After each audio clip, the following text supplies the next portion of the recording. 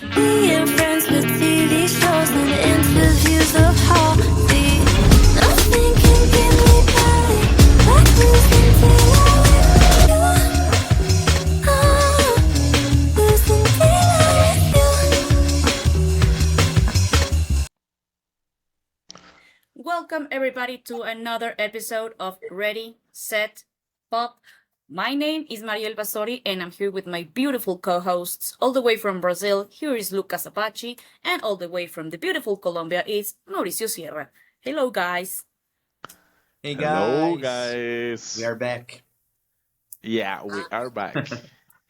One more episode of this great podcast that we've been enjoying so much. This is track 8. Can't believe we have already Oh my 8 god. tracks. I know. Yeah, Yes, So, it's crazy. yes, unbelievable. it's great.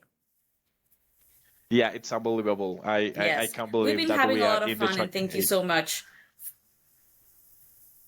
Go ahead, Yes. Mariel. Go ahead. Yeah. Before we start, uh, before we start this episode, we would like to dedicate some words to Hong Kong singer and actress Coco Lee, who unfortunately passed away today after an attempted suicide. Um, we feel really sorry for her loss, for her family and her friends. She was a very important singer in Asia since the beginning of the 90s. Uh, she recorded over 18 studio albums, not only in Mandarin but in Cantonese, 2 in English. She performed at the Academy Awards. She became the first Asian American to perform at the Academy Awards back in 1998, I think, 99. And she was also the part of Disney's Mulan. She played the voice of Mulan in the Chinese version. So we feel very sorry for her loss. She suffered for depression for lots of years, and we just want to make a shout out to those who are suffering from depression to always open up to those you love, because you are not alone. And I believe Coco was being treated, but she felt like something was missing in her life. So we just want to dedicate this episode to Coco Lee, who definitely was part of a big important wave of the early 2000s with her album Just No Other Way. Uh, she was experiencing a lot of um, popularity back in the day with this album, because she was achieving success in the Billboard charts, and she was part of this big wave of singers of the early 2000s. So this episode is for you, Coco. Yeah. Yes. Yeah. Rest in peace, Coco Lee. Anything else you guys want to Beautiful, add? talented. Oh, rest in peace, the beautiful Coco Lee. To be honest, I didn't know very much about her. I knew about her because of Mariel, because Mariel suggested me that album actually. That I enjoyed so much the very first time that I listened to this album. Oh, rest in peace. Oh God, it's incredible. And as you mentioned, Mariel, if any of the person of the audience is struggling with this kind of things, you are not alone. Raise your hand, ask for help. It's the most important thing. So rest in peace, this beautiful, amazing, talented lady. Yeah, I just gotta say to her fans that I cannot imagine how your heart is right now. So we are recording this in the day that everything happened. We are going to post this a few days later, but you guys should know that we are with you. So this podcast is for every fan of pop music, including Coco Lee fans. So rest in Of peace, course. Coco. We are uh, talking about pop music and talking about you as much as we can in our podcast. Yes. Yes, that's true, and thank you guys for your words. And yes, this goes out to Coco and all of her fans. So now the topic for this uh, track or episode, as you like to call it, was chosen by our friend Mauricio, and it is all about the crossovers. So, Mimao, please tell us why you chose this topic, and what can we expect? What can our uh, viewers can expect from this episode? Well, the first time I mentioned what was crossing my mind about this episode, it was very difficult for me like to place it to this episode to have some kind of shape. I don't know how to explain it because for me it was maybe easier because I was thinking about all the CCM artists that had this opportunity to make the crossover to the secular music or to the mainstream. But it was very great for me when you said like, "Oh, okay, for me it's like I'm going to mention this artist, and for you, Mariel, and then Lucas," and I was like, "Oh, that's amazing to have this kind of group because I think we all three can understand very well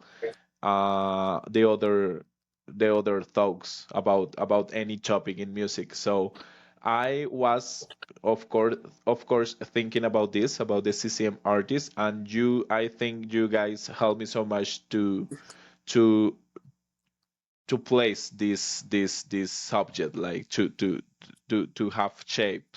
So thank you so much, guys, and maybe that was the reason because I was thinking about the CCM artists, and it was because a member from the audience that is following and making a lot of suggestion, Adrian Casas, that I sent a big hug. He was like, I was expecting you mentioned Jackie Velasquez in the Latin explosion episode, and I was thinking about other kind of episode to mention Jackie. And this, I think, is the perfect episode to mention her because she had this time to had her crossover in the Latin music and in the movies, and yes, it was for that reason too.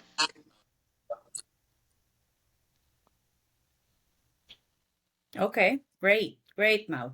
So I bet you guys are going to learn a lot from this episode. We will all talk about different artists that make crossovers, not only CCM artists like Mao just mentioned. So we will start with Lucas. Um, who you have first, Luquitas? Let us know. Bring it on. Okay, let's do this. I will start with a pop rock girl that is my world, my universe, and I will talk about this amazing woman called Liz Fair. Liz Fair started making very indie rock music in the 90s. She first released music in 1991. She made a demo tape called Girly Sound, where she recorded like in her home, and some people had access to her music, and that's how she signed her first contract, and she released the album Exile and Gaioville in 1993, which is an iconic album in the alternative world because it didn't sell as much back then. Like she was in Billboard Hot 200, the album charts, but in number 197, like almost she didn't on the charts.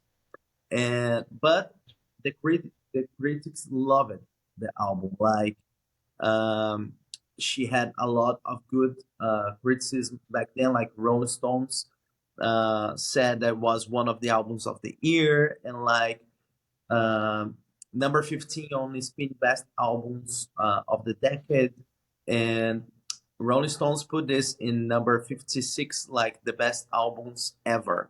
So she's very acclaimed by the reviews and the critics. The album back then sold 200,000 copies, which is not a low sales, but back then people used to sell like millions of records more easily because it was different market.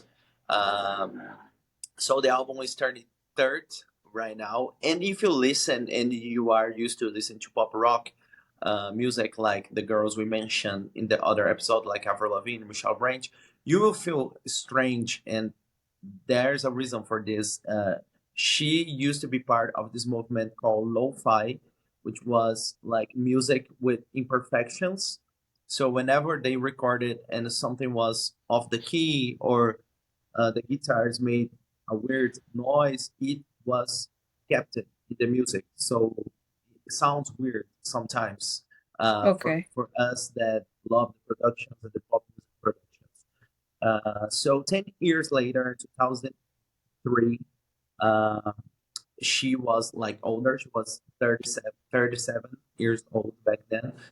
And she decided she wanted to make money with her music because she was like doing great, making concerts. She was part of this alternative world, but she wanted to make money with her music. So she changed her label. She started to record it with Capitol Music, and she hired The Matrix to produce her album. The Matrix were the producers by Let Go by Avril Lavigne, and she said that the first time she listened to Complicated by Avril Lavigne, she was on the car, listening to the radio, and she felt like it was a song that she could like scream out loud while she was driving.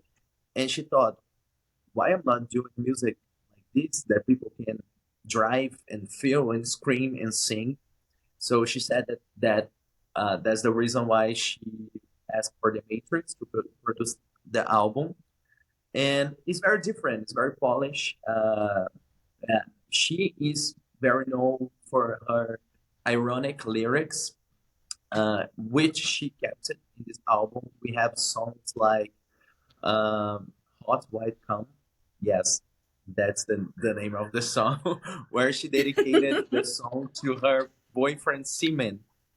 So the whole song is about this. Like she talks about. So this is Liz Fair, you know. It's not different Yes. from the rest that she was doing. But there are songs like "Why Can't I?" That was the first single. That was very different. Like Rolling Stone said back then that the song could be easily sang by Michelle Branch, and the song was the first and the only top 40 for Liz Fair on the Billboard Hot 100, so it worked out well. And the song was used in a lot of movies and rom-com movies. Even now, sometimes I'm watching Netflix and movies from now, when the song starts to play, I'm like, okay, this song was made for from those kind of movies. So it's beautiful. And there's another songs like a lot favorite favorite is a song that she says that her boyfriend is like her favorite underwear. Like she uses it a lot, but feels comfortable, so it's good. But the sound of this is very pop rock and kind of romantic, so it's funny, and I love this woman. But the critics were not happy about this. Like New York Times made a review by the name Liz Fair, Exile in Avrilsville, like mentioned her first album and Avril Lavigne in comparison, saying that it was kind of sad that a 37 years old woman was doing songs for teens. And Pitchfork, which was a magazine who always praised her work, gave her the note 0 for this album back then. Really? Yes, they hated. They talking about a lot of bad things in this album, but Liz Fair became something iconic years later with this album because 2019, the guy who wrote this review called Lee May, he apologized for this, and he said that he was a 19-year-old starting to make reviews, and now he understand that was amazing to see Liz Fair making a different kind of music and trying different things.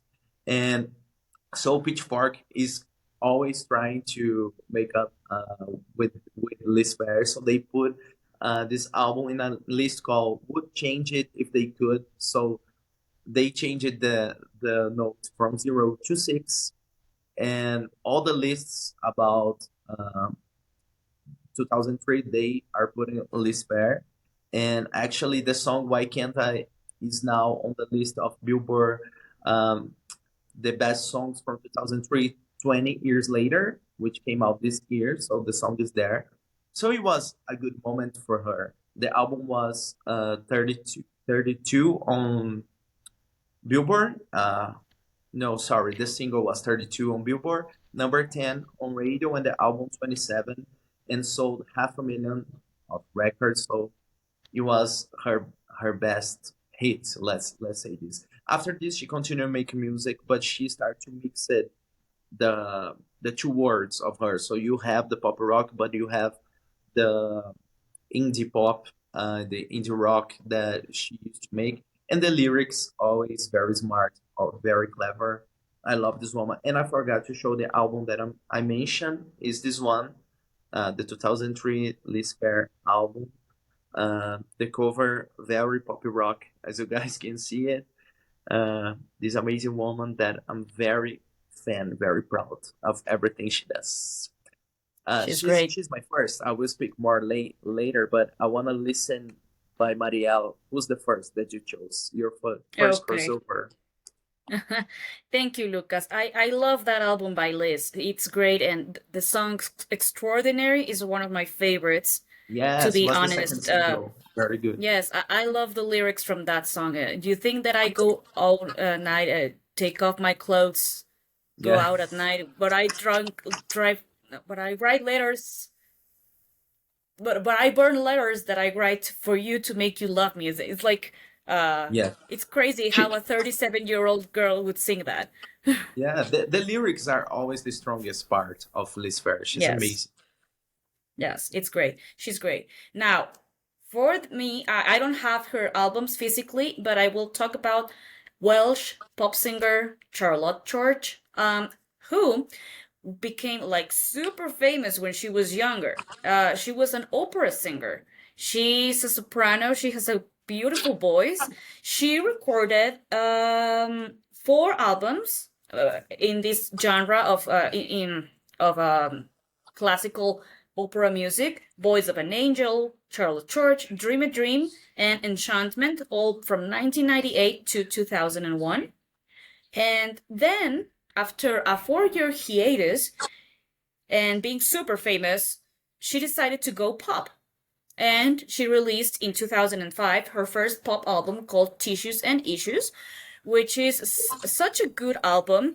Okay, These, show you first. oh, you have it. Thank you. Yeah, Thank you, Lucas, because I don't have it. Great. This album, it peaked at number 5 on the UK albums chart, and it spawned the singles "Call My Name" and "Crazy Chick," "Even God," and "Mood Swings."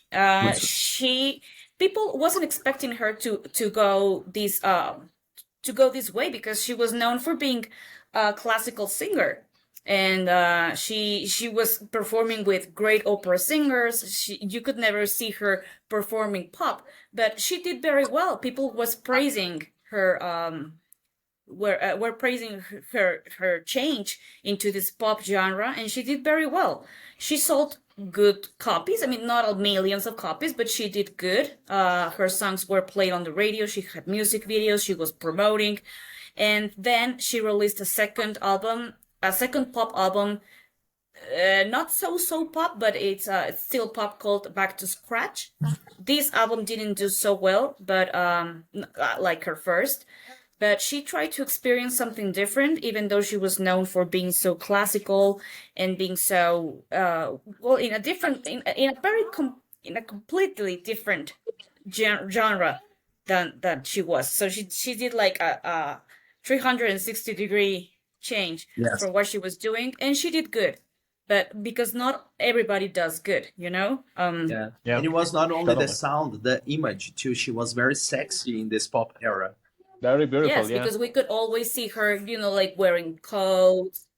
Yes, Yeah, she was always wearing coats and very, modest clothing. And then all of a sudden we could see a different Charlotte, dressed sexy, dressed being naughty and singing happy poppy songs. So she yes, did I very love well. this.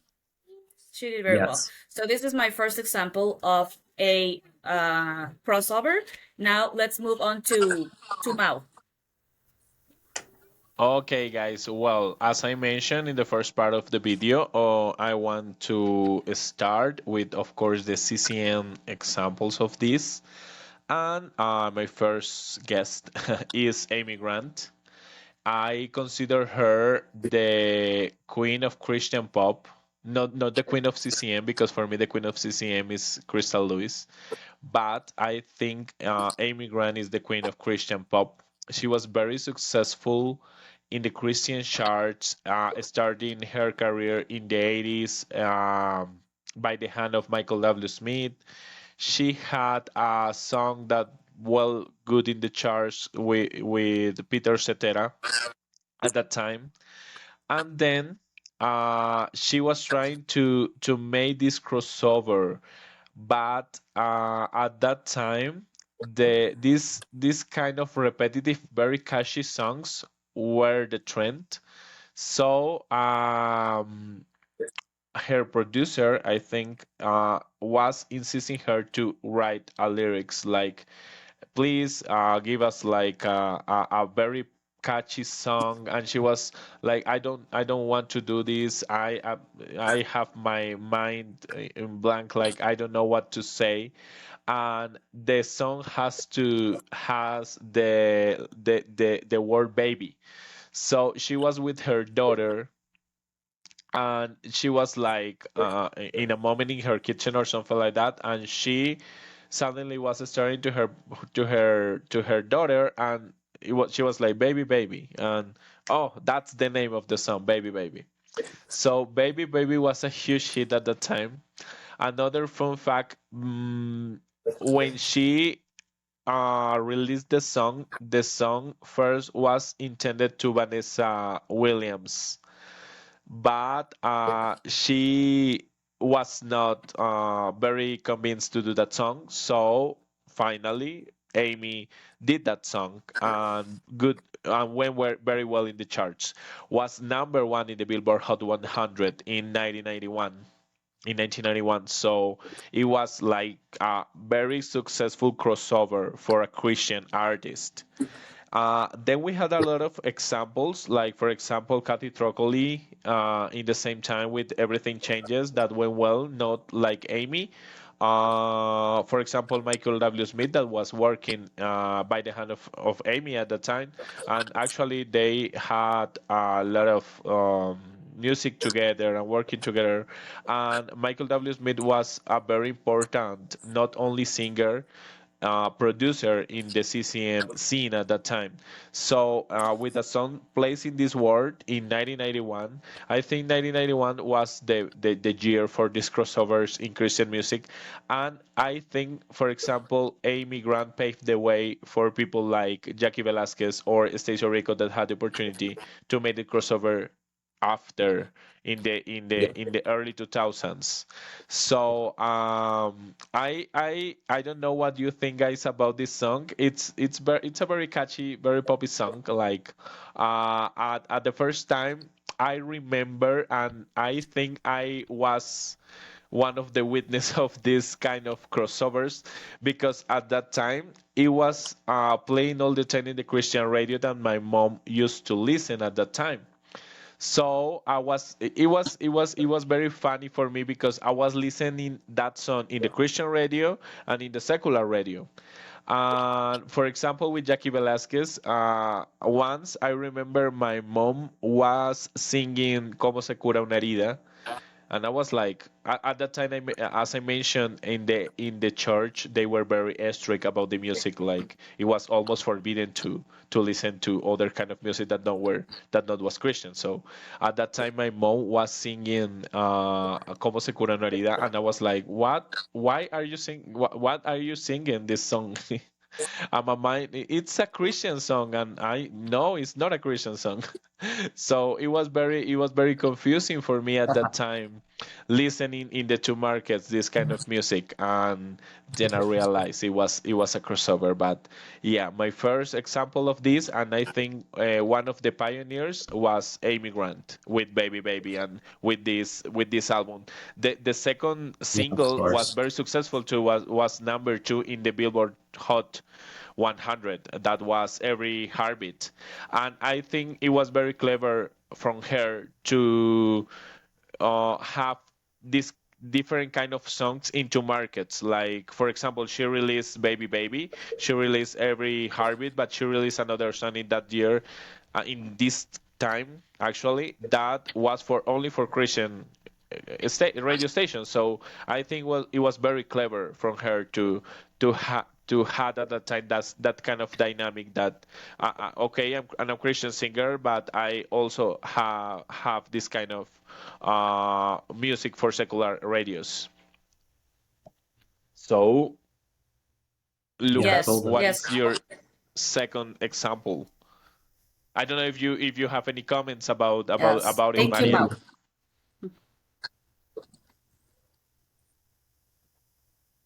But, Okay, go, about Luquitas. Amy that you mentioned, I knew her because when I was listening, I was reading about Stacey Rico, and someone talking about someone making the crossover first, and it was Amy.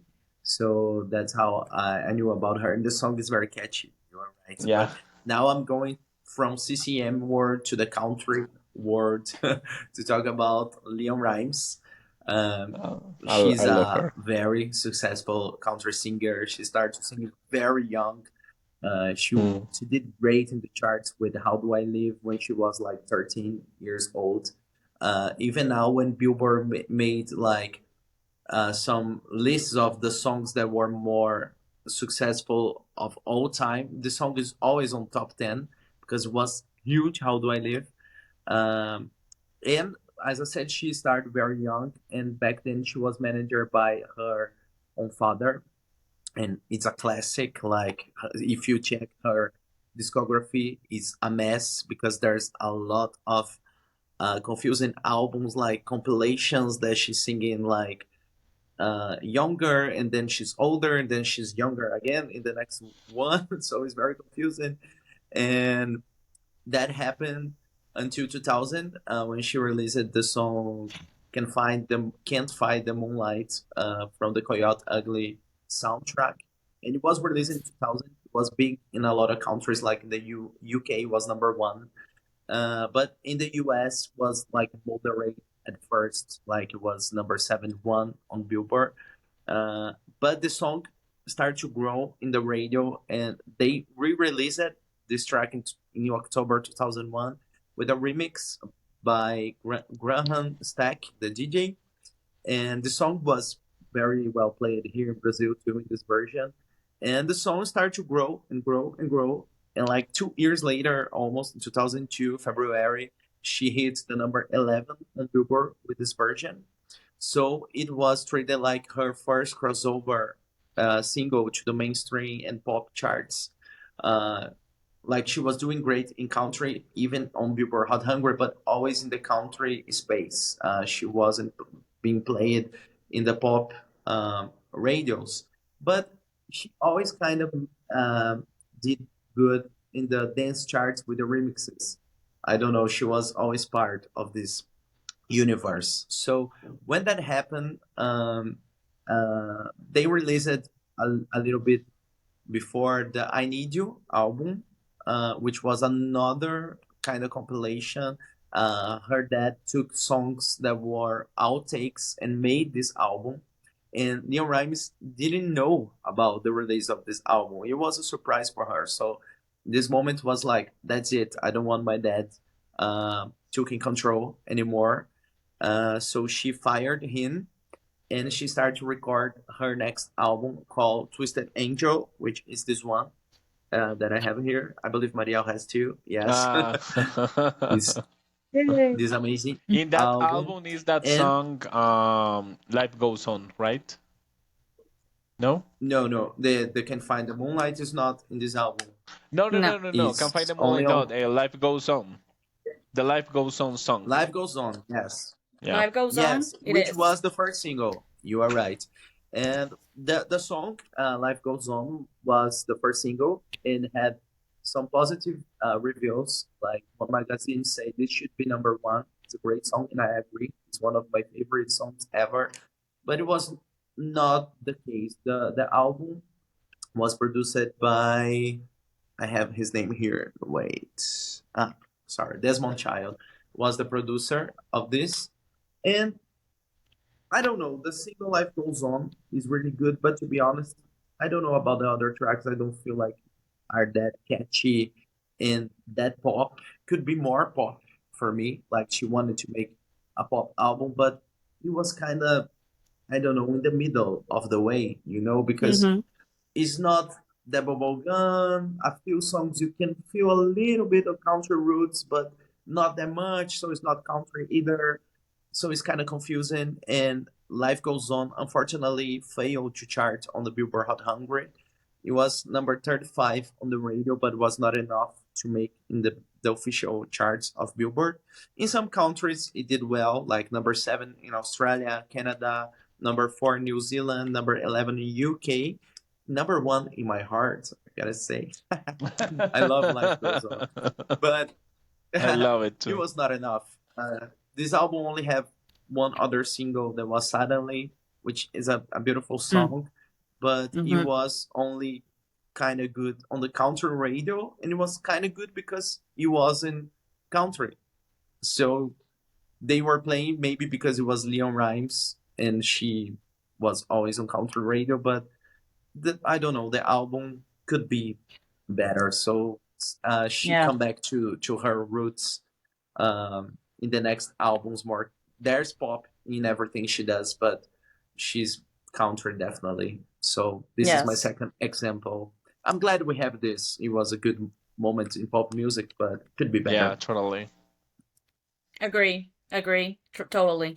It remind me, does the song TikTok was released as a Yes, it was a single, right? promo single Oh, it was a actually. promo. Yes. Yes. Because and that song, fun fact, was written by Christina Romley from I5. So, yes. Oh, Yes, and there's a lot of songs in this that was like covers. A lot of Fabian re-recorded one song by this. There's one song I don't remember which one, but Tina Arena recorded first, yeah. and I don't know. I wish this was more pop. It's sad. Yes, I I re I know. remember I remember Life Goes On was a huge hit here in Colombia at the time. The video was Oh, in rotation. Yeah, that's maybe the first time that I heard about Leanne Rimes because of that song, and then I realized that she was the same girl of Can't Find the Moonlight. But I remember the yes, first song that I listened by Leanne Rimes was Life Goes On. I love the video. She looks that's awesome. amazing, That's very awesome. very Because here in beautiful, and Brazil, I it love the song. wasn't. Yeah. No, Yeah, no. Here it in wasn't Colombia, it released was a here in hit. It Brazil. was No, in the radio all the time. Neither Yeah. in here. Oh, yeah. wow. We have Wow. the It's album, but incredible. the single wasn't. Yeah, I No, discovered the song on radio, but it was like a random small radio that was in some city nearby, and they used to play "Goodbye to You" by Michelle Branch.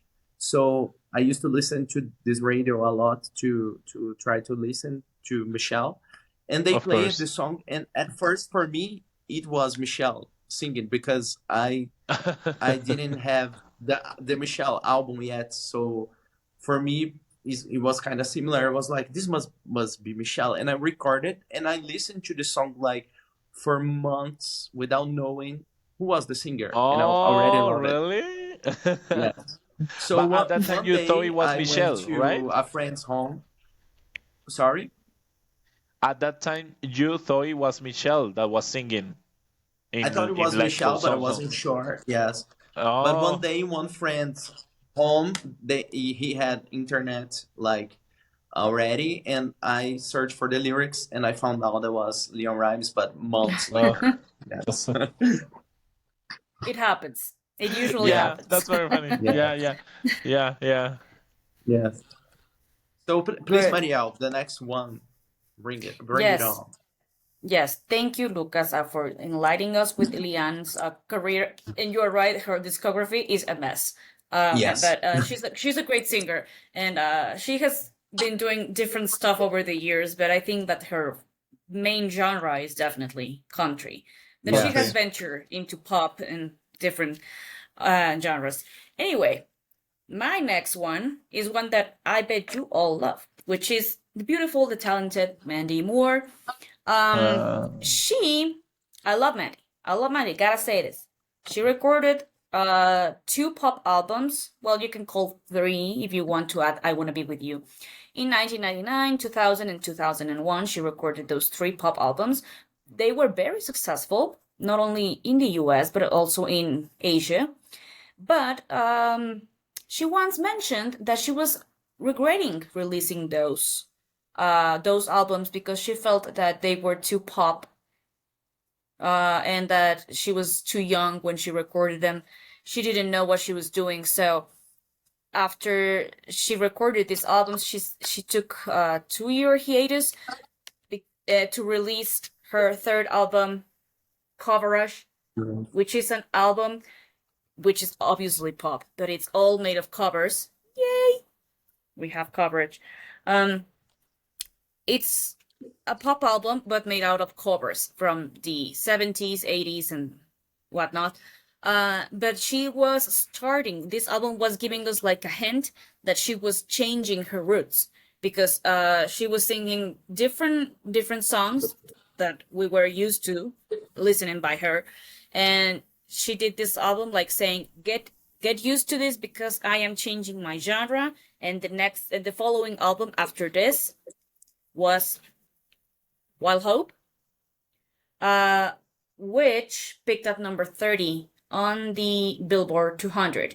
This album is more like folk pop oriented, but it's definitely different from what she released at the beginning of her career. She said that she felt more comfortable with this kind of music, that she felt more, how you say it, like more connected to this genre because she wrote the lyrics. She said that she felt more in control of what was happening with her record label and with her music and not being controlled by others. And so that's why she called that this album was a very personal one. And it's not a bad album. She definitely did a good job with this one.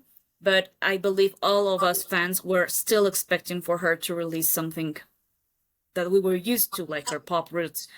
But she said, no, this time I'm going to do something different. She released Wild Hope that had the singles Extraordinary, All Good Things. And I got to say, it's one of my favorites by Mandy, definitely.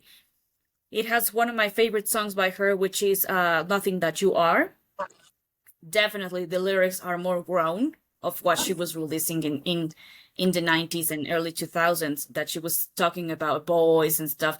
And in here she's focusing more about, yes, love, but also like self-awareness, like being happy with yourself, more like, a hippie vibe. So she gave us this album in 2007, and then she released Amanda Lee Amanda in Lee. 2009. This album peaked at number 25 on the Billboard 200.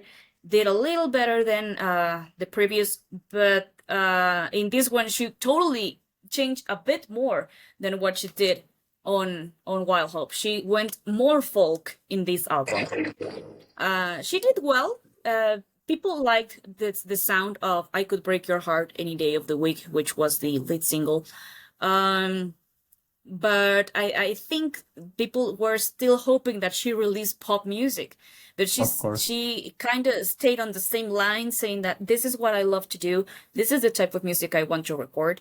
And get used to it. So she was pretty much like that. So I don't care what you guys think. I'm gonna release an album that completely fills my music inner self, like musical self, because this is how I feel about music. She recorded all the songs from this album.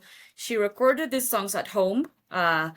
It's like a very organic grown album because she didn't want it to be so how you call it, so produced, so with a big label being involved. She wanted to be involved with the whole production and the whole writing of the songs and so.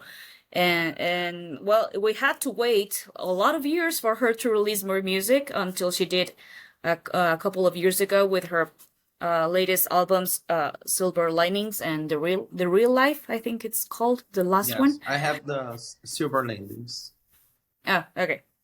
This one. Yeah, those Wow. albums are still pop and not so folk. And these are not so folk like Amanda League, the one that Lucas is showing you, is still pop, but in a more adult contemporary Yeah. Vibe. vibe. Something more like if you guys like Sarah Bareilles or Colby Calett or Jason Mraz, she's into that kind of genre now, more adult contemporary. Yeah. She now regrets saying Mariel, those things about her previous work, about her sorry, pop music, because sorry a lot of to fans, me included, yes. Mariel, sorry, I don't want to interrupt you, but I know that you love Sarah Bareilles and Jason Mraz. So I want to know, what do you think about this album? You love it so much because it's Mandy Moore and and doing genre music that you love. Or what do you think about this album? Yes, I am a huge fan of Sarah. Yes, I love Sarah and I love Jason, but I think Mandy did a good job, but these albums aren't as good as Sarah Okay. or Jason Mraz's album. Definitely not. Okay. Yes, I mean she's trying because Mandy's a great singer. She's a great performer. She's a great singer, but I think that people, us fans, I think all of us are still expecting for her to come back to her original To roots. the bubblegum pop. Yeah. I myself actually wrote to her once. Yes, I wrote to her once saying, how can you say that you regret releasing the music you did in the 90s and early 2000s? We grew up with that music. You made a lot of us happy. How can you say that? And I wasn't the only one. So Yeah. I think that after she read all those comments and actually analyzed herself better, she regretted saying that she didn't like those albums. And now she feels more comfortable with them, knowing that she was 15, 16 years old when she recorded them. She was a teenager. So now that she has more control over her music, back in the day, she had to be managed by someone because she had no direction at all.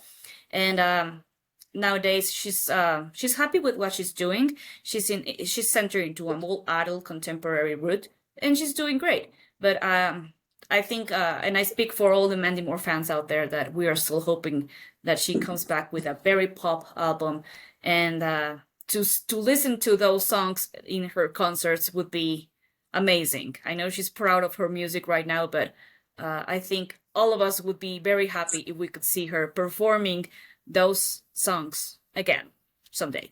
Yeah. And to mention, aside from Mandy Moore, there was also Jessica Simpson, who did 4 pop albums from 1999 to 2006. And then she tried she recorded a country album because she grew up in Texas. She said that her main genre was always country music, and she released this album, Do You Know? Do you Yes, know? I was missing the title.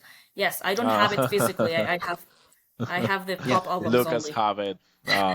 Yes, and I gotta say, I gotta say, it's not a good album. It's definitely not what we were expecting for her because we were used to her pop music, and all of a sudden she changes into a very different genre, which is country music, which I love, by the way. But she wasn't made for that genre. I totally think that she shouldn't have released that album, and she didn't do so well. Her song wasn't successful. She had very low radio play. She started, like going down after having a successful pop career. So I don't think that this was a very smart crossover, because of all the work she's done before, and all of a sudden I want to change into a genre that doesn't go at all Yeah. with me. I don't know. I don't know what you guys think, but I don't like this part of Jessica's country era. Uh, for me, it was very country. Like again, she could make a little bit like I don't know Taylor Swift, more pop with country. I don't know, but it was very rooted country, like very country. Like "Come On Over," the first single is very country. Like this Mm-hmm. second almost single, like remember when, remember Remember that. that. Mm-hmm. Yes, is kind of carrying the wood vibe. So, but it wasn't that good either. For me, it's the more pop melody. Melody in the album is the song, but the melody, not Mm-hmm. the whole music. So I rather jazz K pop music for sure. Of course, of course, of Yes. course. So yeah, I think that's a crossover that didn't go well at all. I think it's very interesting because Now? No, some of no. I think this is very interesting because some of these artists, for example, Jessica Simpson or Mandy Moore, were trying and looking for for themselves. Like, I want to do this, I want to do that. For example, in the Mandy Moore case, it's like I don't feel very connected and to the pop music because I want to do a different kind of stuff. So it's interesting because in this case they are looking for themselves. But I don't know, in the case of, for example, Amy Grant, it's like they were almost forced to do that crossover to gain more fame or to gain more audience Okay. in the music. So it's very interesting the reasons that these artists have to make the crossover are very different reasons. Some of them But are to be trying honest, to Mal, for me, go ahead. yeah. Sorry. But to be honest, for me, Mandy Moore was trying to figure out who she was as a person and grow Yeah, it. But totally. Jessica, for me, was like a marketing Oh, thing okay, Yes. because okay, at the okay, okay. moment we had like Miranda Lambert, Carrie Underwood, a lot of blonde girls starting Doing to country music. did great in the charts, the country music. And for me, she was trying to go to the flow again. It was not Okay, okay, okay, okay, her. okay. Like she, of course, she's a Okay. country girl, but she never sang country. No, No. never No, till she that she grew moment. up in Texas, but that doesn't mean that it Yeah, was her doesn't mean main anything. genre. Yeah. Yes. So yeah, I Yeah, think yeah. it's a failure. Mandy did better with her crossover because it was a little bit more pop oriented Yeah. than what Jessica And did. So organic in an yeah, organic it way, yeah. happens. Totally. Organic, right? Yes. So Mao, your turn. Who you have next? Let us know. Okay, my next guest is Miss Jackie Velasquez. I want to mention this woman because I love her so much. This is the only album that I have physical, so I'm showing this album because I'm going to talk about her, but this is not the album that I'm going to talk about. I'm going to talk about the crossover in the Latin church and in the Latin scene. She was like the angel of CCM music. At that time, she was very successful in the Christian charts and in the radio. She was playing all the time, even here in Colombia, because and in Latin America, I think, because of her ancestry, because she's Mexican, she has Mexican ancestry. So they try with her to do this crossover in the Latin in the part of this Latin explosion also. So in this case, she was very successful with two songs. Cómo se cura una herida, the song that I mentioned, and the other song that I know my friend Lucas love, that is Llegar a ti, Palomas en el cielo. That I Yes. love Lucas love this. Palomas I en know el cielo Lucas for me. love. Yeah. And this song is we was recording with MDO,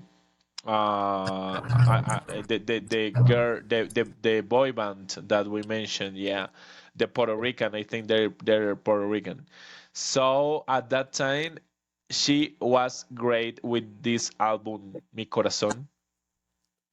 And in this case, I think it's sad because she was destroyed by the Christian music industry at the time. Because at the same time, she was singing secular songs like this with a very subtle Christian message. For example, in Cómo se cura una herida, in one part of the song, she's singing like Solo puedes confiar en Dios, you can only trust in God, with very in a very subtle way. She was doing other ventures, like for example, showing this movie, Chasing Papi with Sofia Vergara and Rosalind Sanchez, and she was destroyed for doing that. And I think it's very sad because it's just a work. She was not the character that she was playing in this movie is not a representation of who she was as a person at the time. So I think it's sad because she got sick because of that, of depression and a lot of difficult hard stuff for her. So and then she started to doing Christian music again, but at the same time another song that was very popular was No Necesito Nombre or something like that. Um, yes, I don't know if you remember that song, guys. No hace falta un hombre. No hace falta un hombre. Is the real Yes, is I the like real name this of the song song. too. Yeah, yeah. I was thinking that maybe Mariel remembered that song better because it was very huge in Mexico. Because I think it was recorded in Mexico or something like that. It's funny that you know it. Look at this. Yeah. It's very pop rock song. Yeah, yeah. It's a very Yes. pop rock. I don't recall that song. Okay. I don't recall that song. I have to check that out because I'm more into the Jackie Velasquez's Christian music than her crossovers, and so I have to check it out because I don't remember that Okay. one. Okay, okay, that's nice. That's nice. And Yeah, but well, at go that on, Mimo. time, Yes. okay, okay, and at that time, as I mentioned, I was listening to Jackie Velasquez in the two radio stations. Like here in Colombia, here in Bogota, there is a radio station called Amor Stereo, like Love Stereo. That is all the time playing romantic songs, and she was in rotation on rotation all the time with Como se cura una herida and Llegar a ti. And at the same time, she was in the Christian radio station with this song that is here actually, Un lugar celestial. That was huge in the Christian church too. So she was great, and she was so successful in the Latin. She was nominated for a Grammy at that time in competition with big singers like Shakira, like Chayanne, like amazing names at that time. So I think it was great for Jackie because she was representing a lot of things like her Latin heritage, her CCM roots, and at the same time the Latin pop music. And I think it was great for her. I think it's a shame that she was destroyed by the Christian music industry at the time because I think she's very talented. She's very creative in her music, and she was not only for the CCN market. I think she could be successful in the both worlds. So yeah, Jackie is my other Yes. example of a crossover. I could swear that you were talking about the English album, so I brought Yeah, only this yeah, one yeah, yeah, to yeah, show, but yeah, I have the yeah, other yeah, ones too. yeah, yeah, yeah. Yeah, because I was I'm a talking fan about of that this girl album. now Yeah, because of Mao. He talked Uh, about her a lot. I love yeah, yeah. that. I love Jackie. Her album, I think it's Crystal Clear. Crystal Crystal Clear. I clear. think it's one of Yeah, her albums. Yes, I love that one. yeah, yeah. It's very yes, pop. It's very bubblegum pop. That album, Crystal Clear. Yes. Yeah, yeah, yeah, yeah. For Yes. me, It's Jackie more my type. Velasquez. Yeah, yeah, I know. It's very, and I think I suggest a song every time I follow or something like that to Lucas, and he was like, "Oh, I love that, I like that one," and I'm sure that Maria loved that song too because it's very bubblegum pop. Yes, definitely. Definitely. Yeah. So now, thank you, Mao. We will jump to your next, Luquitas, please enlighten us with your next example. Okay, we are talking about different crossovers, sometimes good, sometimes bad. And here in Brazil, I'm going to talk about Vanessa, uh, one of my favorite singers that I mentioned before a few times in here.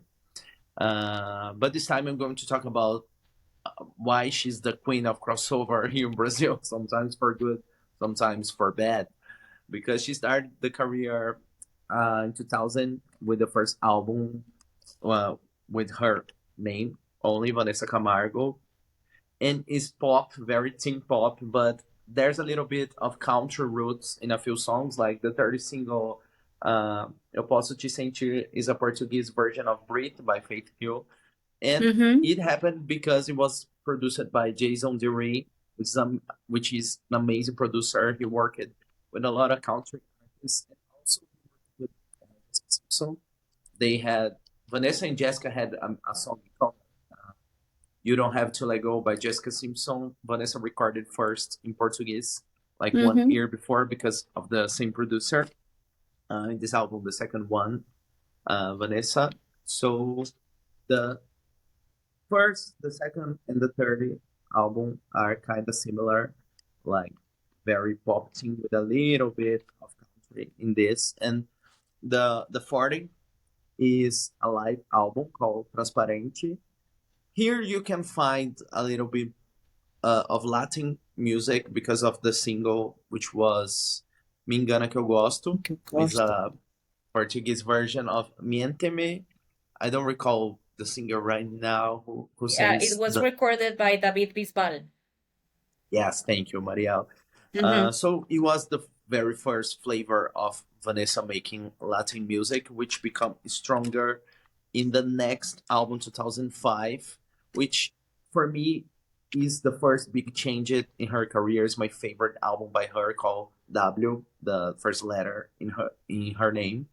And the first single was Amor Amor, which is a reggaeton song, and she was the first Brazilian singer to record a reggaeton song. So for every pioneer in everything, she gotta listen to a lot of things back then. And she always says that it was very hard for the radios to play this one because back then she was very well played in the popular radios. I already explained it here the difference between pop and popular in Brazil. And pop radios were kind of resistant to Vanessa, and this song was kind of in the middle. Like popular radios wasn't interested because it was Vanessa, and popular radios did not understand what was reggaeton yet. So in the moments that Gasolina started to play here with Daddy Yankee and La Tortura by Shakira and Alejandro Sanz became easier. And after all, Amor Amor was a huge hit here in Brazil, number one, in one of her most important songs, even now here in Brazil. So this album has a little bit of everything. Like you have a little bit of country music, a little bit of Latin. There's a song called Culpada, which is a Portuguese version of a Spanish song called Mas Mala Que Tu. Mm-hmm. Uh, it was played on the radio without being a single. The same with Relaxa, which was a country song, was playing on the radio without being a single. The second official single was a very pop rock song, Não Resisto a Nós Dois. And you have like a little bit of electronic. There's everything in this album. It's amazing. And for Yes. me, this is very much what Vanessa is like. She can do a little bit of everything, and it was very common in the U.S. and another part of the world when you listen to a pop album has a little bit of everything. But here in Brazil, was not that easy. to Vanessa. Wait a minute, I will bring the other albums. I'm back. So there was a lot of expectation for the next album because W was very pop, but she took a step uh, behind and she released Total, this album here, Mm-hmm. which is very country uh, pop again, like the first one. So it was kind of weird. We were expecting different things. It is good. It's not bad, but we were expecting something more pop. Like the first single was Não Tô Pronta Pra Perdoar, which is a Portuguese version of Not Ready to Make Nice by Dixie Chicks, which is The very Dixie country. Chicks. Mm-hmm. So it wasn't what we were expecting. And she said that she did that because she wanted to say goodbye to the popular audience before she jumped into something totally different, which she did because the first single for the next album is Fly, her first English single, and is featuring the rapper Ja Rule. Mm-hmm. So I love that it's a song. big change. The first big crossover for her because, yes, the very Very first time the R&B. pop radios were playing Vanessa Ja Rule, very R&B. She won number one with the single, and she performed at the VMB, which was the Brazilian VMA here in Brazil. She performed with Ja Rule back then, and because of this single, she was the open act for Beyonce in her tour here in Brazil, and she did a lot of amazing things. Like it was the first single for this album called Meu Momento. She went Love it. blonde and very different. But I gotta say, this album is very experimental. Like it's pop, but is like we had like this wave here in Brazil of drum and bass and a different kind of pop that were like classy, not classic, classy. Like I don't Mm-hmm. know, different. Deep Leak, the producer of this, used to make a lot of remixes for Mm-hmm. MPB here in Brazil, so it was different. It was not too radio friendly, but it was totally different from what she did before. The two songs that were more radio friendly was Fly and the second single, Não Me Leve a Mal, Let Me Live, which is amazing. So from this, she went to the electronic music. She's still in English, but more electronic music. She started to make concerts in the clubs, and she was singing totally English. So she released DNA, which one is one of her best works, and people in Brazil love this, and a lot of fans of Vanessa starts to be fan of Vanessa here because she was doing like completely pop music. Like if you listen to Murder, it's very Lady Gaga song. Mm-hmm. Stuck on Repeat was actually a demo for Britney Spears before it turned to a Vanessa song, and the single was very praised by New York Times. The remix that we have in the single here. This is the single Stuck on Repeat, and it was amazing for Vanessa because everyone started to go into the concerts, and this era lasts like a lot of time because this was released in 2011. She got pregnant in the middle of the promotion. She come back and released the DNA tour live, the DVD and the CD like 2 years later. So continue the promotion for DNA. She Mm-hmm. re-released this album then with a new single with uh, Soulja Boy, the rapper Soulja Boy from "It Might Be You," that guy Yeah, yeah. from this song. Mm-hmm. The single is "Turn It Up," and she released it.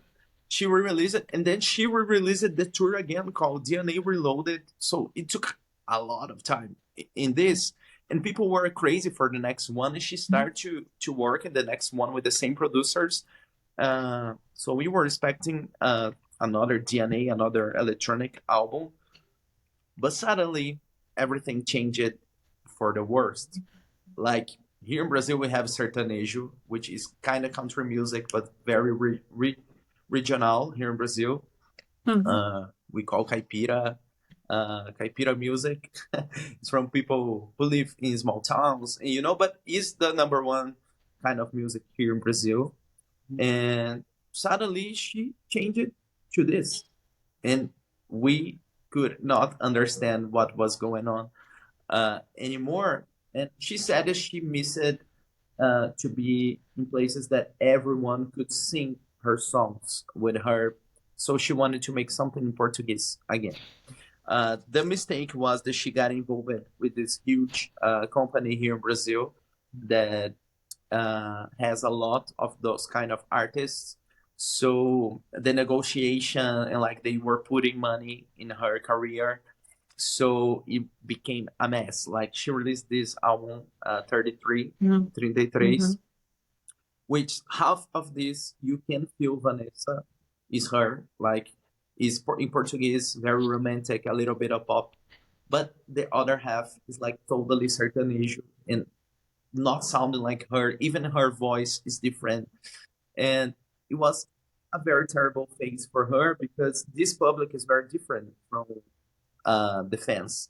She had a lot of girls who loves her, a lot of gay people who loves her, and this certain Mhm. Asian marketing is very straight and machista and sexist, and so even the places that she was making concerts were bad. So media start to talk trash about her, like she doesn't know who she is, what she's doing, and she regrets a little bit of the way she did this, and took a while for her to reconnect it with her audience because in the past years it was very easy for people to say, ah, I don't like her, she doesn't know who she is. um, One time she's this, one time she's that, we don't want to listen to her anymore. So in the pandemic time she started to release some songs. Like before she came back totally to pop music with the singles, Mulher Gato e Louco. They are very kind of reggaeton, very sassy, very sexy songs. So people were shocked and like, what she's doing? She's not Yeah. sertanejo anymore. She's pop again. But she did this to shock it and people understand that she was over that era. And in pandemic, wait, is a lot. She released this EP, Fragmentos, and a lot of singles. Like Wow. each I month love it you. was a single. Yeah, Yes, there's yeah. a lot in here. In this era, she released the song with the Mexican girl, Maria Leon. Oh yes. Mm-hmm. Yes, it was in this moment. So little by little, people start to understand that she was like finding herself, and she released this album after all, Universo Invertido. So here you can understand that Vanessa finally understands that she can do whatever she wants Yeah. without being afraid of anything. So now she's living her best moment with the album Livre, which means free. And Mm-hmm. she's doing like music from the heart. So it doesn't matter the kind of music she's doing. Is pop, is Vanessa, and she can do whatever she wants. So there's the good crossover to dance music, the bad in certain issue. And I love you, Vanessa. You are the best. I I think love that you have all of her albums.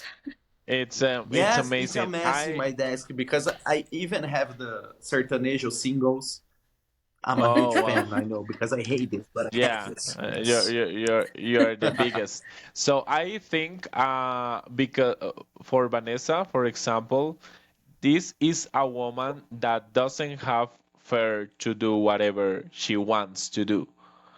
She doesn't have this fear. She takes the risk. So I think Yes, it's incredible yes, because sometimes, for example, us as a fans, maybe we want our artists do certain genre in music, like for example, Leon Rimes doing country music or whatever. But these artists want yes. to explore other genres, and it's totally valid and it's totally valuable because it's like that.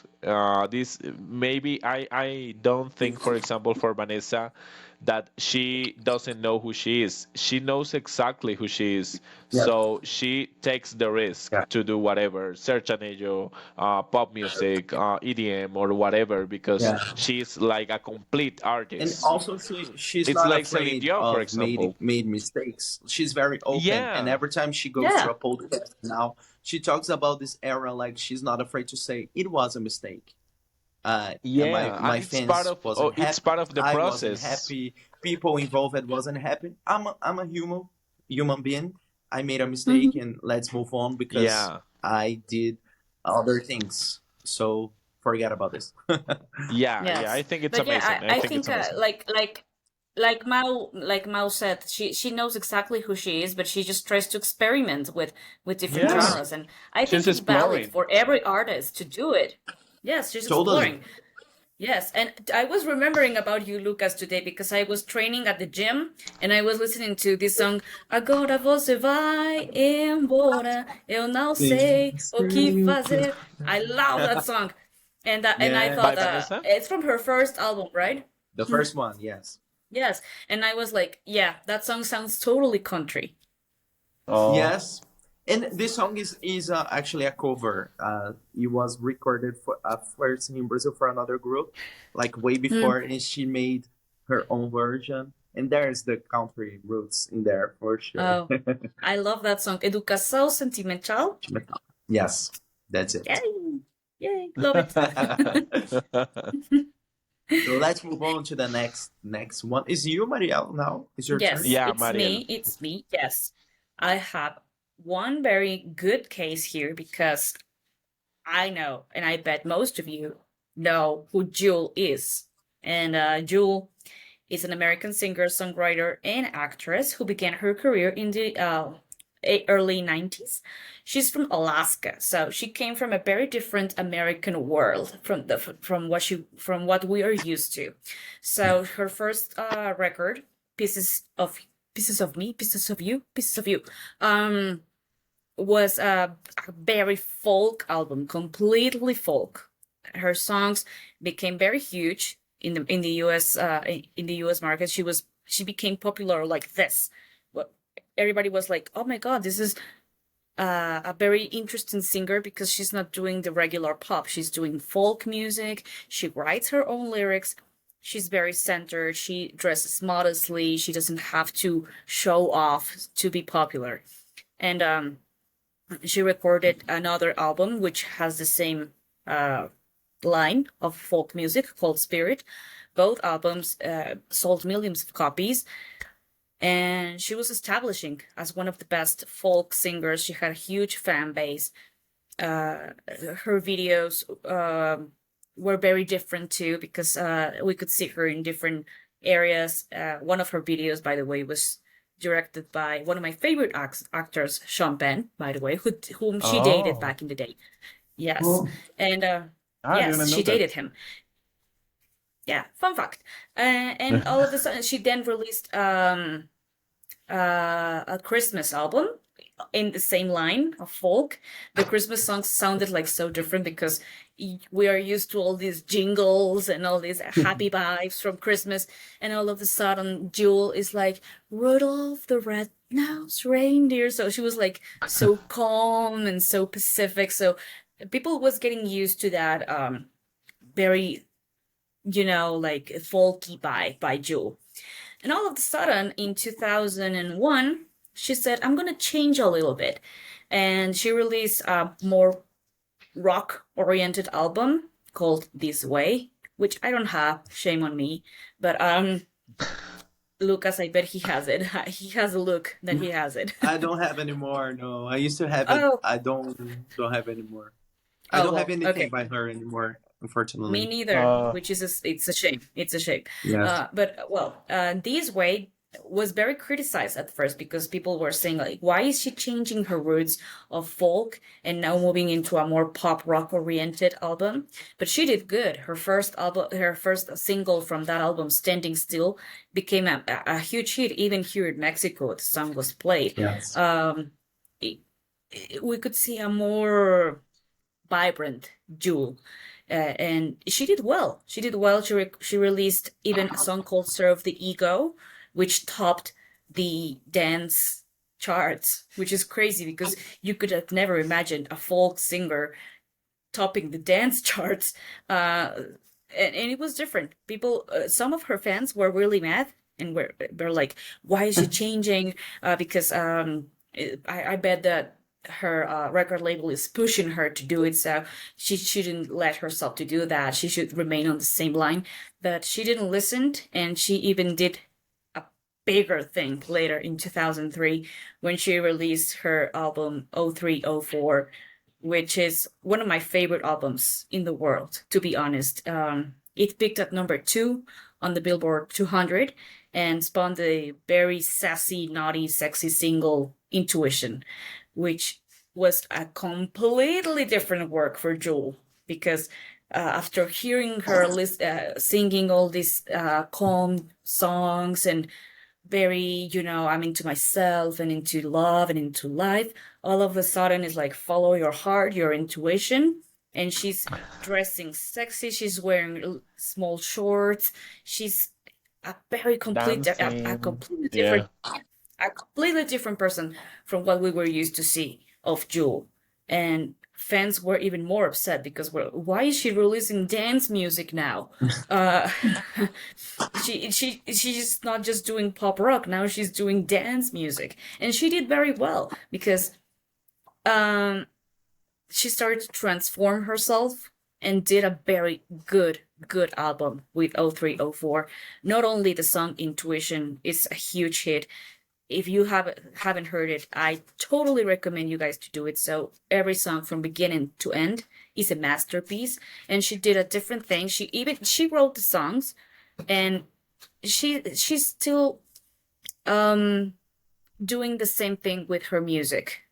Not in the genre, but in her lyrics. She's There's meaning. maintaining. Yes. There's meaning. Meaningful. She's Yes. maintaining in that meaningfulness. So if you guys listen to "Doing Fine," which is one of my favorite songs, or "America" Stand. or "Stand," I mean, you could hear a lot of that deepness that we knew from Jewel, but in a different genre. And Yeah. she was very criticized, but she didn't care. She sold very well with that album, and she even toured around the US with 0304. She did very well. And then she jumped into country music with her album Alice, Goodbye Alice in Wonderland, which is, she says, is her most representative album and her most personal one too. She says that she connects the most with the songs from that album and mentions that she it's like a transformation for her from what she was doing before and to what she was doing with that album. So Jewel has experienced a lot of genres, and I think that she has done well and even played children's music. I know, it's crazy. She did a children's A lot album of called crossovers. Lullaby, I think it's the name of the album. It's an independent release. But But the Vanessa from Alaska is Jewel. Yeah, Yes. yeah, totally. Yes, she has done a lot of work and I don't think that she doesn't know who she is. Like Mao says, she knows exactly who she is. But she's a very complete artist. She's like, I want to experiment with different genres, and she has a very distinctive voice that fits very well in all Yeah. these In every different genres genre. that she Yeah. that she Yes. has played. So I think Jewel is one of the most full, no, complete artist out Yes. there. So she has done a very Totally. good job. And her crossover for me is the most shocking, alongside with Charlotte Church, because it was very different. It was not a little bit a crossover that you can notice here and there. It was completely. But Yeah, for it's like, me, if you watch the music video for Intuition, which I love, with a lot of attention, you see that she is like being kind of ironic about what she's doing, because the music video, simple things are turning into a product all the mhm. time. And there's a part that she's dancing, and it is like they used to make in the TRL that people texted or sent emails with messages, and someone is saying, Jiwa's music is hotter now that she's dancing. So she was kind of prepared for those kind of comments to Yes. come. So it's very smart. She's amazing. I A love very this smart album. movement. Yeah, a very Yes. Yes. smart move It, by her. Jewel Yeah. is a very complete artist, and each one of her albums has that special something. So Yeah. she's been Yes. very smart when it comes to her music. So great, Jewel. Keep releasing more music. Yes. We love you, girl. We love you. Yeah. Yes. So Mao, it's your turn. Who is your last artist that you want to talk about? Oh yeah, I have two more. So Okay, two more, yes. yeah, yeah. So we were talking about very fierce ladies, like girls or ladies that were very sure about who they were or they are.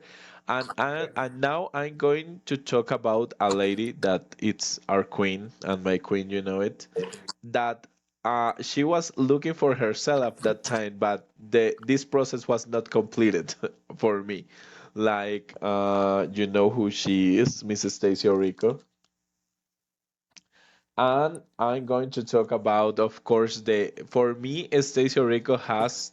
I think is Stacy Orico is making music nowadays. Is it would be like Vanessa or or Jill singing different kind of stuff because she was looking for herself at that time, like R&B, soul, Christian music, pop music, dance music, even pop rock in some of their songs. So at the first time, of course, you know that she was doing CCM music with the Genuine album. Then she was working in this album that was not released at that time, that it was in the same line of Genuine, that is Say It Again. And then they they thought at the time that she had the potential to make the crossover, and it was totally true. And she released the this album that we love, which we love. That is the Stacio Rico album with different kind of stuff like pop rock, R&B, dance, pop, bubblegum, and it was a clever. But I think in the case of Stacio Rico, she was not happy of the results of the album because at that time she didn't want to sell herself like that. Like, I'm not a pop singer, I'm more like an R&B singer. Yeah, I want to do this, but I want to take another direction on my music. So I think it was the I love that edition. I love it. It was a gift for my friend Lucas. I have that edition because of Yes. because of Luquitas. Yeah, I love it. Brazilian, the Brazilian So version. yeah, the Brazilian version, I love it with that box. And for Stacy was like the first crossover from CCM to mainstream. And you know, guys, that she was very successful, not only in the US. Maybe in the US she was not so big, but she was successful with the stock and merch life. And in other countries, in Europe countries, for example, she was top 10 in a lot of charts, like in Denmark, in UK, in Asia. She was huge, like number one with a lot of songs. So she was experimenting this success, but at the same time, she wasn't happy of that success because she was like, this is not who I am as a person. And in an interview, she was talking about it, and for her it was very difficult to get into a room and talk with different kind of guys, like adult guys, and talk about her boyfriend and her feelings. And she was like, I'm not comfortable doing this because I think they don't understand what I feel as a teenage woman, as a teenage girl. uh, I want to explore another direction in my music. So, you know, she took a rest. And then for me, Beautiful Awakening is another crossover for Stacy. It's very different from the previous album, like for the sophomore album. It's more R&B, it's more soul, it's very organic. Like, I think she was very proud of the result of this album. because she was writing a lot of the majority of the songs was written by her. She was working with different kind of R&B and soul producers like Novel, Shakespeare, and different kind of people that work with Monica and Maya and even Aaliyah and this kind of producers. I think she was very, very happy about the results. But in this industry, in this music industry, everything is about the money. So I think the results for Virgin Records at that time was not what they were expecting. So it was like a failure, but for me, it's like a great album. Guys, and I think you are agree with me that we were expecting more of Stacey Rico at that time, of course, and even now we are expecting something by her. So I think if she went in that direction at that time, we she's like for me like an Alicia Keys or something like that, like in the a piano girl, very soulful. And I think, for example, if we receive at that time another album next to following Beautiful Awakening album, I think it would be like, I don't know, very soulful, very different, maybe serving a lot of vocals, maybe a lot of maturity, a lot of maturity. And I think it's a shame that she didn't have the opportunity to release another because of her decision, I think. But I think Stacey Rico is another perfect example of crossovers from the CCM to the mainstream to the R&B. And I think in the same case of JoJo at that time, it was very difficult for her to get into the R&B world because the color of the skin is very important.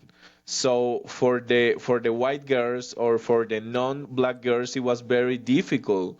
For example, for Joss Stone at first, it was very difficult to be a soul singer. And for Stacey Rico was the same. Like I want to make R&B music, but at the same time, it's not possible for me to get into the R&B charts because I'm not black. Because Right. It was the same with Michaela. She wanted to go more R&B. Yes. yeah, yeah, yeah, the same case. And yeah, I think Stacey Rico was the perfect example of the crossover, and is one of the most successful crossover from Christian to mainstream. At that time, of course, she was very criticized because of the crossover, because Stock and Mortulay were very in rotation in secular radio stations. So the Christian music industry at that time was not happy with that. So it's a shame because I think these kind of things, for I don't know, a thought that I have right now, it's, for example, as Jackie Velasquez, if at that time Stacey Rico released an album for the Christian scene, for the Christian industry, and at the same time for the mainstream, it would be it would be great for her. Like it would be a good result. I don't know what you think, guys, but I think it was a great move for her to become a mainstream singer, but at the same time, it was not what she was expecting. Like, I don't want to be a huge diva. I don't want to be this pop sensation. But at the same time, I want to make music, but with more sense, in a soulful direction. I don't know. This is my thought. Um, and yeah, this is my other example. Of course, I had to mention Stacey Rico. Yes, she's definitely one of the most influential artists when it comes to crossovers because she wasn't Yeah. afraid of doing it. And even though she was criticized, well, she didn't care. And like you said, maybe she wasn't accepted because of what she was wanting to do, because of the color of her skin or other stupid things that people takes in account. But um she definitely has the potential to do Yeah, R&B and soul music. I think that's the direction she always wanted to follow, but she wasn't allowed yeah, to because of totally. other like other issues out there. But anyway, she's a great example of of a crossover. Thank you, Mal. Yeah, yeah, totally. Thank you, Mariel. Go with Luquitas. Do you have another example? Uh, uh, Another example? No, I don't. I think you were Okay. going to I think you were going to You mention have to. another. Yes. Yes. Okay, okay, okay. My last one, my last one is yeah. I have to mention, of course, an R&B example because all of this episode I talk about the CCN examples. I have to mention the Kelly Rowland example doing EDM music in the 2010s years, and I think it was another sabotage for her in the US market because at that time she was working with David Guetta in a lot of songs that were very popular in the European charts. She was doing great, like she was huge with that Someone Love Takes Over and Commander and a lot of songs, and it was very organic because they were friends, they were very close, and David Guetta was insisting on Kelly, like, please do it this with me because I want to do it with you. And she was not very sure about it, like, I'm more an R&B girl. I don't want to make this kind of music. But at the same time she said, like, okay, let's do it, and it was great. But in the US market, it was like, why is she making this kind of music?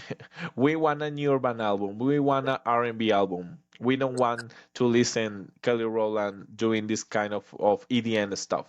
So the songs, even I don't know if your countries, guys, but for example here, Love Takes Over. When Love Takes Over was huge, of Yeah. course I in the believe clubs. worldwide. Yes. It was Yeah, amazing. but in the US was not like Huge. that.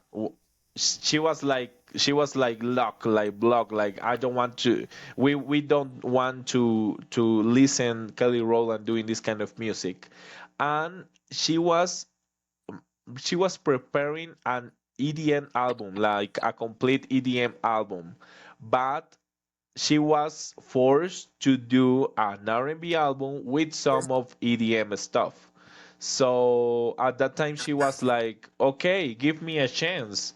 Listen to my music and decide if you like or if you don't like. But they were very like, we don't want this. We don't want Kelly Rowland doing these kind of things.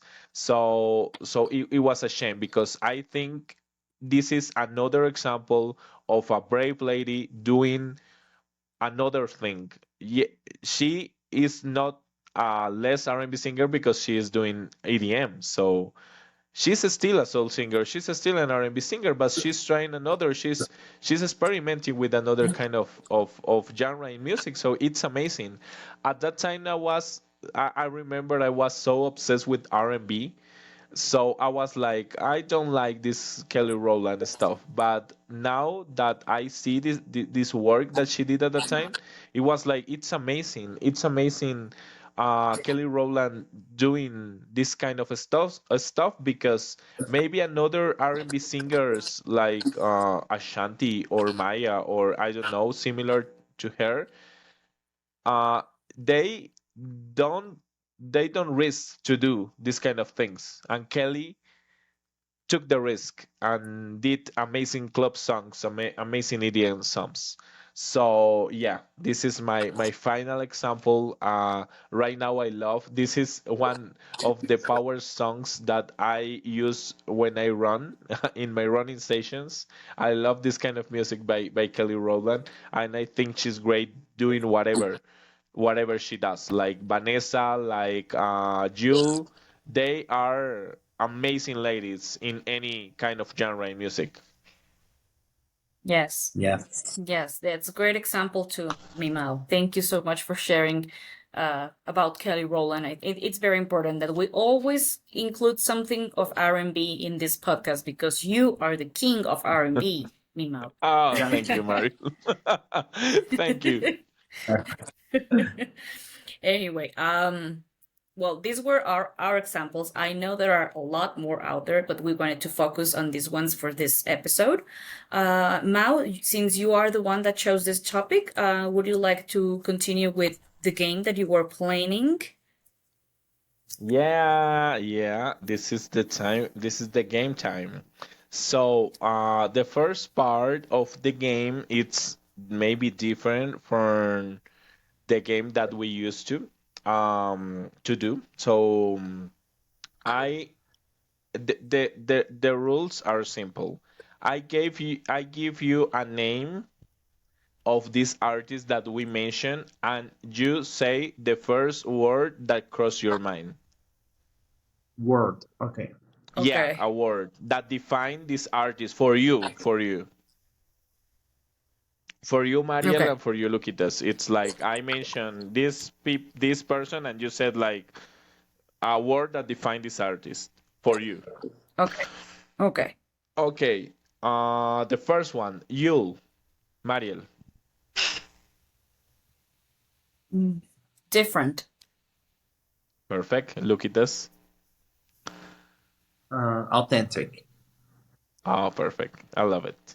For me, it's like sexy because I don't know very well the other work. I only know intuition. So, uh, Yeah. Liz Fair, Mariel. Um, challenging. Okay, I love it. Look at this. Badass. What? Badass. Like she's a Ah, Okay, badass. badass. okay, Oh, okay. badass. Badass. Yes. Yeah. For Okay. me, And Mao? it's Rebel.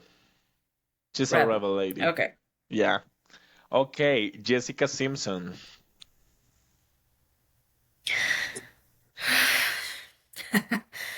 Mm, sassy. Okay. Look at this. I thought one thing, but I don't know if it's a very bad word in English, but redneck is that bad? Like, Yes. yeah, it's very bad, so I gotta change it. No, it's not a bad word. I mean, it's known out there, so whatever. But it's like Okay. she will hate me if I said that. Simple girl, let's say this, okay? Yes. Simple. Okay. Okay. Okay. For me, it's like the girl next door, Yes, Okay. yes. but in a That's good kind of way. what I In a what good I way. thought. Yes, in Yeah, a good but way. in a good way. In a good way. So, Amy Grant, Mariel. Mm, she's like faithful when it comes to always following her Oh, path. Yeah. yeah. Look at us. Pioneer. Okay, perfect. For me, it's like Queen of Christian pop. Okay. This is a good one. Stacey Orico. Genuine. Ah, perfect.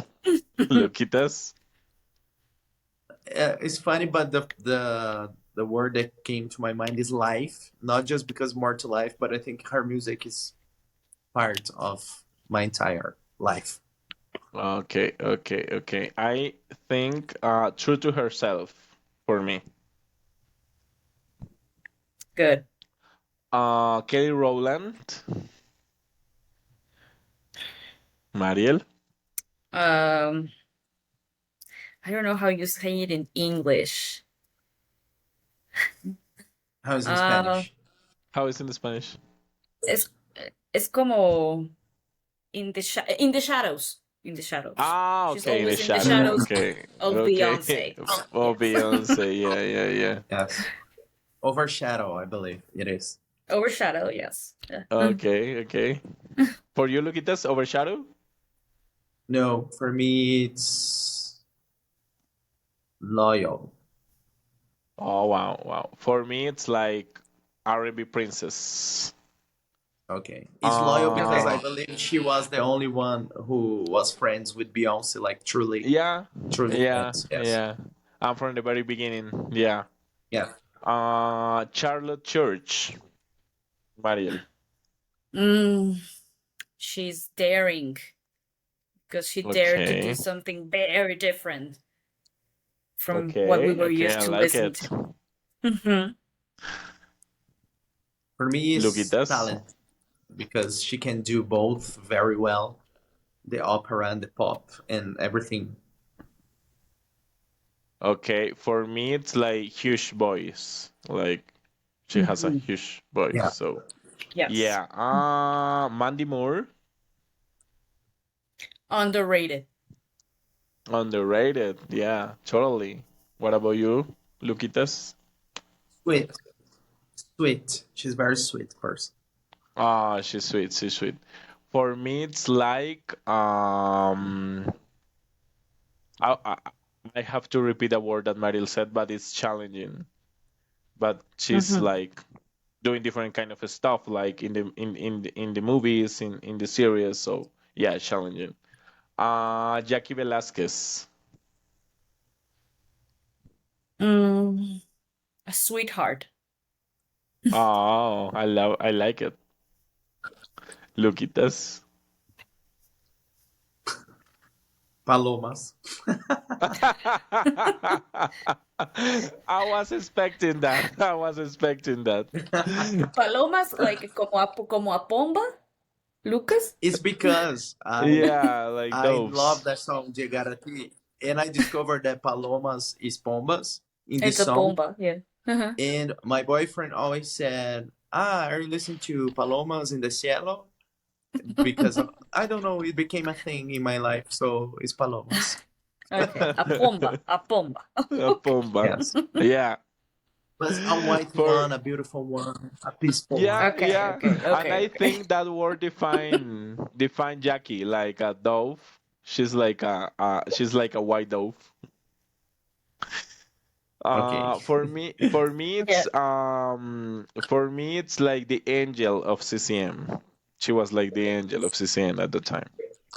Um, yes, very Yes. angelical person. Yes, okay, and Coco Lee, because we mentioned this woman at the very beginning. Coco Lee. Yeah. The Asian Queen. Oh, perfect. Yes. Luquitas. Um, I thought about Warrior because I know that she was Mm, struggling with her mental health, but also because of Mulan is maybe the reason why it's the first word in my mind. I don't know.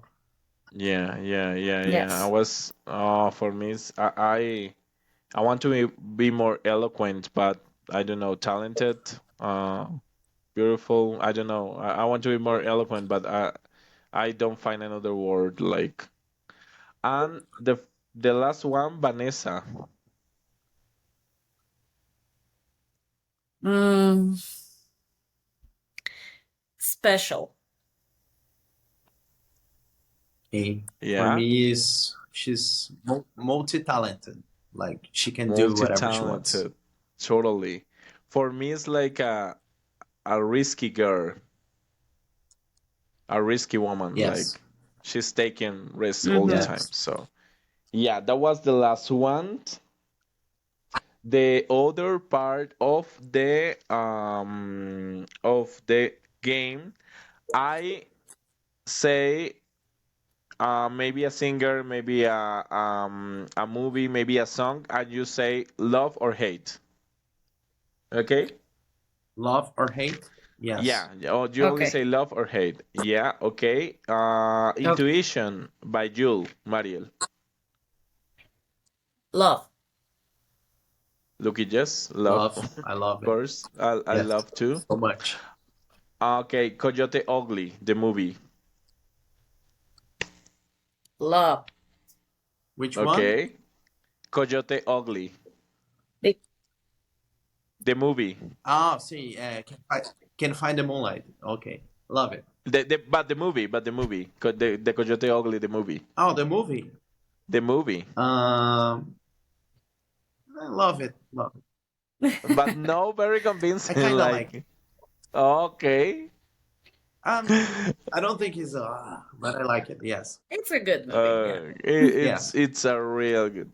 Okay, Amanda Lake by Mandy Moore, the album. Love it. Okay, I cannot I say love that Lucas. I hate that. So I love it. Yes. Hmm. Not my favorite, Okay, but I like it. No, okay. I don't love it. I don't hate it, but for me, maybe hate. It's not my stuff. it could be Okay. like this, or middle. Yeah, yeah, Yes. In yeah. the For middle. me, it's like because I put the rules, so it's only like love or hate. So I say I hate, Okay. Okay. but I don't Okay. hate it out. Okay. Love or hate. To be Okay. honest, I don't hate that. Okay, yeah. Um, um, I don't remember the Vanessa cover of the Dixie Chicks. What is the name, Luquitas? Não In tô pronta pra Portuguese? perdoar. Yeah. I don't like it. I hate it. Okay, okay, I love okay. it. Luquitas. Okay. I No, I love don't it like too. it. I love it too. I love it. I love Hmm. it. Llegar a ti by Jackie Velasquez. I love it so much. Love it. Love Mario. Palomas en el Okay. cielo everywhere. Yeah, I like it. I like it. Yeah. Say It Again, the unreleased album by Stacey Rico. Love it. How not? What kind of question is that now? I don't know. How not Maybe you to? don't like Yeah. it. And No, the I love last it. I one, love it. Baby Baby by Amy Grant. It's okay. I like it. I can't say that I hate Okay. it. Okay. Lucky Oh, just hate I it. think I'm going to be hated this one. Yeah. I don't like that Okay, much. okay. Uh yeah, that was all. And the questions that we always ask about this. What is your favorite crossover album, Mariel? From the ones we Um, mentioned Probably 0304 by Jewel. by I Joel. think I it's was my expecting favorite. that answer. What about you, Luquitas? Uh, I love it. Stacey Rico, self-titled. Yeah. Okay. I don't want to be very repetitive, but for me it's the same. Like, but maybe no, it's a Station Rico. Yeah, totally. Um, I knew it. what of these albums you don't like at all, Mariel? Of these crossovers, of these attempts of crossovers? From the ones we mentioned today.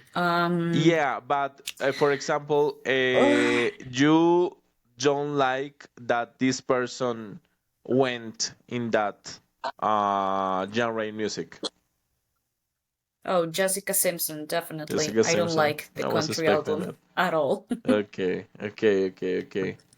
What about you, Luquitas? The For Vanessa me, for me, Pagode and is the Vanessa 33 album. I could forget about this. Look at the original cover. This is the luxury one, but look at the original. Even the cover is bad. Oh, it's not that bad. Yes. Oh, it is. Mm, And for for you, Mao? don't hate me, Mariel, but I don't like the Jewel. I like the Intuition song, but I don't like the album. Sorry. Wow. I don't think it's natural. It's like very like I don't want to say she's Really? pretending that she's that yeah, but and I don't like that crossover. You know our friendship could end right now, right? No, don't hate me, please. I'm just joking, But Mimao. No, I I mean, think all of us have different taste. But I think with this album I have to give a try again because maybe I don't know Please very well do. the content of this album. Yeah, so I have to listen to this album again. So, well, Yes, guys, that please do. was all. That was all. So, thank you for giving me the opportunity to share with you this game. So that's all. Thank you, Mo. I think we had a lot of fun with this episode. We shared a lot of knowledge on crossovers, and probably we can do another episode in the future about a second part because there's other artists that have ventured into a different genre. And well, like always, thank you so much for watching. We love all your feedback that we've been getting. Thank you so much. We take everything into account, like everything you say, the positive and the negative things. We always rate everything. I invite you to subscribe, to give us a big thumbs up, to like, to share, to whatever you want. But please help us grow because we are really enjoying doing this and we want to reach more of you. So please keep sharing. Guys, anything else you guys want to add? Lucas? Just thank you everyone for watching. Don't forget to subscribe. As Marielle said, it's very important for us. And just thank you, my friends, to be here with me once again. See you next. Awesome. Thank you guys again. Thank you the audience. I enjoy so much doing this. And from the last episodes, we start creating playlists in Spotify for every episode. In some episodes, you will find just one playlist by the three of us, like different, for example, in this case, or in the case of the Disney Girls, because it's like one playlist. But in another, for example, in the boy bands, in the girl bands, we share with you the three playlists from one of Our us, favorites. From from each, each one of yeah, us. from Yeah. each one of us. Thank you, Always in Marley. the Yeah. description. In the video, you can Yeah, find it's the link always in the on the description. description, so enjoy it so much because we are enjoying it too. So thank you, and that's all. Thank you, Mariel. Yes, thank you guys. I will see you next time, everybody, and thank you. Be ready, set, and bob forever. Thank you, everybody. Bye. Yay.